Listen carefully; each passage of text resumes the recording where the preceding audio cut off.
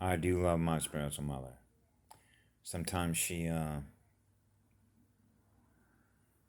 reminds me, or I remind myself. It's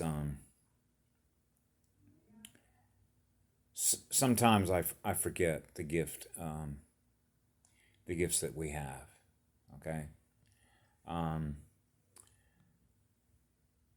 Sometimes I try and realize because oh, how do I put this? How could I ever find myself saying something like this? But it's true. Um, Taking peace for granted. Okay. Um, how do you put this? It's like I don't know, to be honest with you, how to be in any other state than what it feels like to be in a state of peace. To be perfectly truthful with you. Okay, I don't. Um, Obviously, it's priceless. But when I was on the Big Island, for example, and I used to sort of reflect back on my own self, why I feel the way I feel, why I think the things that I do, why I even experience the cosmos in the ways in which I do, in order to sort of self reference how you relate to everything else that you thus experience as a result of experiencing the communications that we get that our antennas are picking up, which become perception. We're now perceiving something as a result of that communication, and then we translate what that communication is in energy. So, this is why no matter where we go, we're experiencing the different communication signals that we're thus experiencing, right?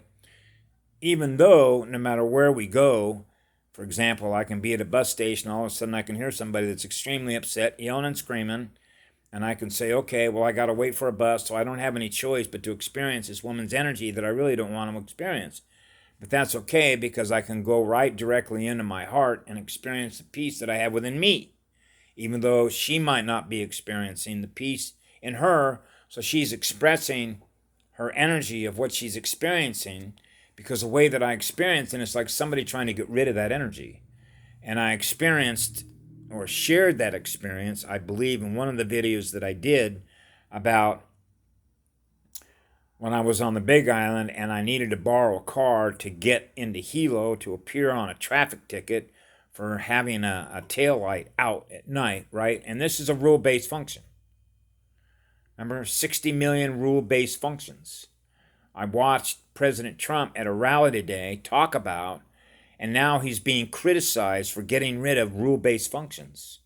And then you have people going, oh, he's trying to deregulate the EPA. Oh my God, that means we can't regulate this, we can't regulate that, we can't regulate that. It's because of their inability to truly understand a lot of what I covered in the early part of my videos about the nature of what rule based functions are. They're meant to control us. Okay? And they're very deceptive in the way that they present themselves about rule based functions. What they're really saying is that, listen, I'm a demon and I don't know how to behave without a bunch of functions keeping me in the mirror to make sure that I'm behaving. I need all these functions to make sure that I don't do something that's going to harm the water, harm the soil, harm the food, etc. Except that when you look around and you begin to realize that everything that they're selling us that we got to pay money for is doing exactly that. Wow, how did they flip us? They flipped us in reverse. Wow, instead of giving love to everything, they're using their state of consciousness in which trying to control everything. And the manner in which they're able to control everything is by keeping us in a reduced state of consciousness, because everything that they're selling us about rule-based functions that they control through corporations is feeding us stuff that does what? It's parasitic, putting parasites in us. Okay? That's what all their toxic food does. That's what everything that they produce with a parasitic state of consciousness means that we're going to experience the production of something that is parasitic that we thus now have in our energy field that is feeding on us. So now we become aware of a parasite that is feeding on our energy. It's seeking to drain our battery. So we don't recognize that that which we're allowing to have control of us through all of its rule-based functions is actually designed for us to believe that we need them in order to behave according to all those functions. All those functions represent rules that we all must live by. And it's impossible for everybody to remember what they all are in a single moment of time, which means we're going to get nabbed at some point or other and be given a ticket upon which we got to give up electrical currency for having failed to live up to a function. And that means obey the machine. That's right. Obey the artificial intelligence, which is duality, which is binary. So how do you break free of the machine? Higher spin of the Merkaba.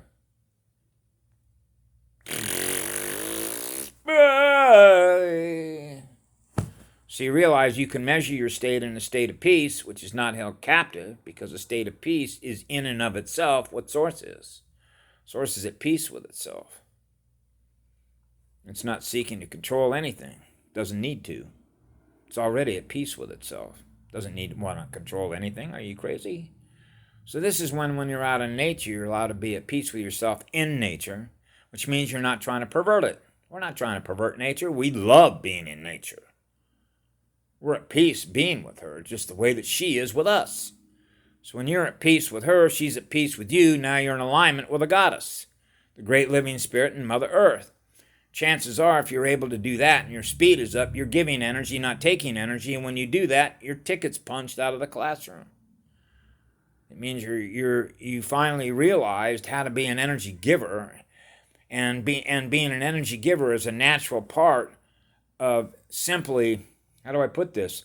You are a reflection of Source and a projection of Source, which means the same light that we are, which is what Source is, which is what living light is, means that we are naturally broadcasting that, and we keep getting more of what we are because our magnet is that powerful to attract that, which allows us to go faster through all of the hyperdimensional rotation and spin in which we experience what it is we're manifesting as we're manifesting it in a bidirectional echo chamber of sound and light. So this is the track meet against ourselves, in which our consciousness is not held captive by anything. And when we're not held captive by anything, and we're not trying to hold anything else captive that is aware of itself, we're at peace. We're simply at peace with ourselves. And you cannot put a monetary value on being in a state of peace. It's impossible. It means that your state of mind, which is energy, is at peace with itself. And that's the trick. And I didn't realize how many people, until I listened to a video this morning about smartphones, Neuralink, what's his name? Elon Musk. Everybody's going to be connected to the machine. Artificial intelligence. That's a hive mind. You know, we're out of here. We're headed out of here. You know, it is true what Dolores Cannon said, that you inherit what you create, what you choose to experience. You know? I've always been a free spirit, which means moving very fast, want to experience everything there is to experience, because what it is I'm experiencing, which is what I am in the mirror, is so beautiful to experience, because the energy itself is vibrating so fast. It's like, my God, you can't give this energy away fast enough because it feels so good to do that. And when you look at yourself in the mirror and you realize that's what you are, you know you have a gift. So the gift is to keep on giving what that gift is. That's why for some of us it's very difficult. I don't charge anybody anything. If I wrote a book, I'd have to give it away. It's just like the sun up there. And I can cry over this kind of stuff, like the sun up there. That sun up there does not charge anybody anything to be what it is. Just like Mother Earth doesn't charge anybody for an orange. Doesn't charge anybody for a papaya. Doesn't charge anybody for her electromagnetic energy. That's foreign. Source, which is living light, does not charge anybody in the entire cosmos anything for its light, which is what love is. It's unconditional. It's non-transactional. If you're needing something back as a result of what, how do I put this? It's like, I know that some people have a hard time with this because I experienced this as a child.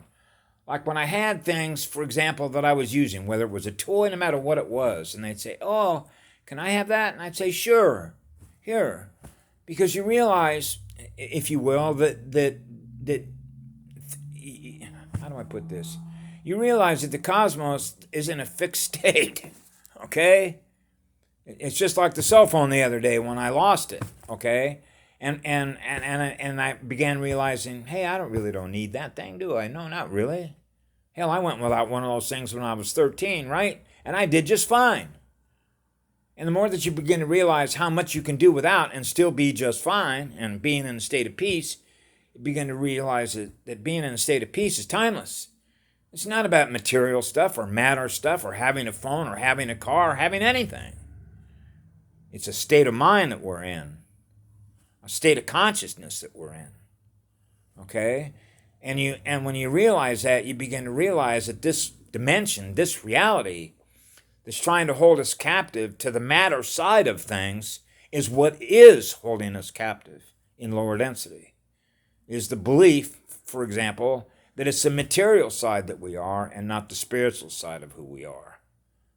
Okay? I'm not the matter side of who we are.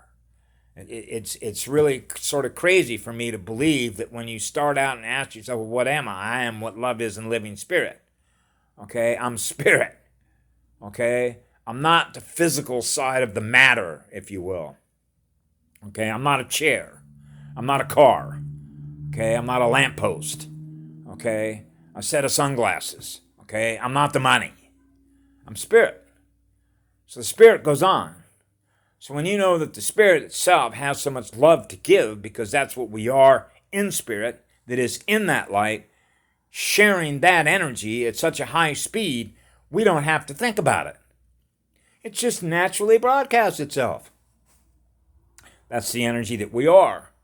So when you are what that energy is without even having to think about it, then you can imagine what it's like to experience when you're manifesting in your mind everything that your creative imagination can come up with all the colors that are available to you to paint your pictures, write your stories, play an instrument, do whatever you want.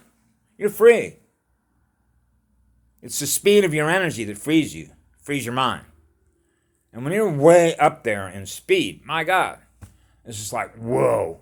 The faster you go, the better the energy feels. Now you have the power of the cosmos from which all that love comes, that represents what we are in living spirit that we share with everybody else. And what does that do? That allows all of us to thrive. It means that the electrical potential that we have available to us, okay, where we're not holding each other captive, you're free to do and create whatever you want. Then imagine the potential. That's the key word, imagine. Creativity and imagination coupled together with running that much light because you have that much love to give that goes on forever, then it means that the electrical potential that you have to experience everything there is to experience in the universe that you're manifesting as you're doing that with is infinite, which is why I call it infinite light, which is infinite creative imagination that you have to do that with. Now, to experience that yourself within your own Merkaba is, that's up to each one of us, which is why I share this with you for others to realize what's possible. Because it's love that makes everything possible, which is why it's the most powerful magic. Okay? It's a pathway that we choose individually, even though we realize that what's possible to experience that is out there that represents a gazillion other beings that we can share the cosmos with, is why I could run into somebody who's got a blue face, a green face, a pink face, a red face, a yellow face. Hey, your imagination is up to you, isn't it? I deleted the last video that I had because, how do I put this? It's sometimes when I look at certain videos about those that are telling us what's going to happen because the Neuralink and the smartphones are going to be obsolete and we're not going to have any choice but to be part of the machine. It's just like, well, I guess this is another unit of consciousness trying to tell me what's going to happen to me in the next 6 months or 1 year, and I guess I don't have any choice in the matter, huh? Is that what this guy's trying to tell me? Yeah. That's another carnival barker. They're easy to spot. Okay? I don't pretend to tell anybody, and I will never pretend to tell anybody what your future is. Okay? That's up to each one of us to decide what that is, because that's what it means to have free will. And there's an obvious reason why it's that way, because Source is not going to hold your state of consciousness captive. But there is rules in the universe, okay, in which there is a natural cosmic order, because the natural cosmic order of self-awareness in the cosmos wants to live in peace, harmony, and balance with itself. Okay? It's not going to allow universe killers to continue to get away with doing what it is that they're doing in order to destroy what love creates for all of us to experience, because that's what I do. Okay? And that's difficult for an empath to think that I could use my energy to destroy something, when you realize that everything that we're giving love to, I'm losing a part of me when I do that. And that becomes the paradox between love and fear. And the fear of being what love is in living spirit, because they hadn't learned how to become what that is, because of self-indulgence and a perversion of nature. So they're at war with Source. They're at war with the goddess. They're at war with us. That's why they feed on us. Because they can't naturally ascend on their own in living spirit what light is. Because they have no love to generate. And that's painful. But that's the nature of the war that's going on here. That's why we got the call and why we came. Is to restore that which has been lost as a result of that. That's why we're here. And there is enough light here, we are restoring that, because she took the gloves off. So anyway, I say this because there is still fear that is out there, and there are still a lot of people that don't understand why Trump did what he did, why Trump is doing what he's doing, but it's actually quite simple. Okay? All you have to do, and I've mentioned this before, is take a look at his executive order on 13818. Okay? He put his autograph to that. And that means that we are going to seize the property and the assets of those that are committing human rights abuses. Okay? That's throwing the gauntlet down and saying we are going to reestablish love as the law. Okay? He knows what the law is on this planet, just like I do, just like the tribes and the clans do. Okay? Love is a frequency. Okay? Love and joy is between 500 and 600 million hertz per second. When we are all experiencing that level of energy, we know that our consciousness is free to express ourselves without somebody saying and trying to tell us what to do, or who we're supposed to be, what we're supposed to wear, how we're supposed to think.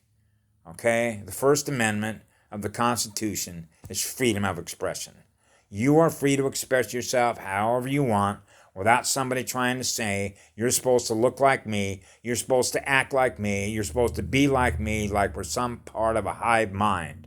We're not. I'm not a robot. We're not robots. Okay? We are free, living spirit that is living energy in alignment with the living energies in nature, with the living great spirit of Mother Nature, the girl on the planet, who gives us all this for free, doesn't charge us anything to be here, and to breathe her energy in every second of every day, in which we are free to be who we are together, in which we can thrive. Now, I would have thought that would be simple to understand as a child, but as time went on, you could start expanding the numerical numbers of more beings, that as you began to calculate this over time, that we're feeding on our energy. So that became a greater challenge of trying to find places to maintain our light, to maintain our speed, to maintain our peace, where our energy wasn't being molested by others that were feeding on our light as a result of what happened here over the last 3 generations, but it goes way, way back. So that's why it's ending now, to restore the light, because she said that's enough. So when the girl on the planet put her foot down, said, that's enough, I got the message. Game over. Have a great day. I love you all. Be good to yourselves.